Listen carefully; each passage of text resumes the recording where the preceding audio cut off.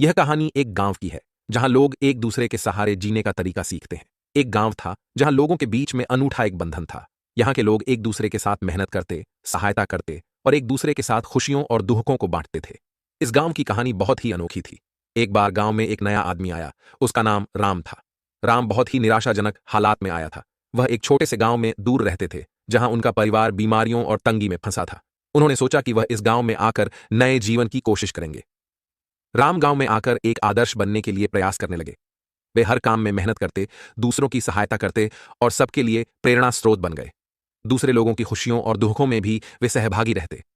एक बार गांव में बड़ा दुख का समय भी आया, जब गांव के मुखिया का बेटा अचानक बीमार पड़ गया। उसकी स्थिति गंभीर थी और उसके परिवार को इलाज के लिए पैसों की आवश्यकता थी।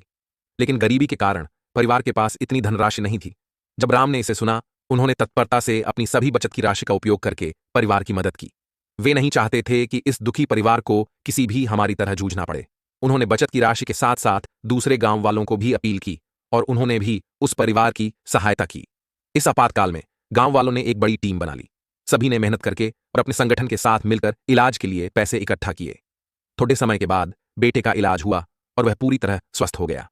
इस घटना के बाद गांव वालों की मदद करने के इरादे एक दूसरे के साथ और भी मजबूत हो गए। यह उनकी सद्भावना, नेकी और सामर्थ्य का परिणाम था। वे सभी ने समझा कि दूसरों की मदद करके ही हमारा असली लक्ष्य पूरा होता है। वह गांव अब एक परिवार की तरह था, जहां हर कोई एक दूसरे का सहारा था।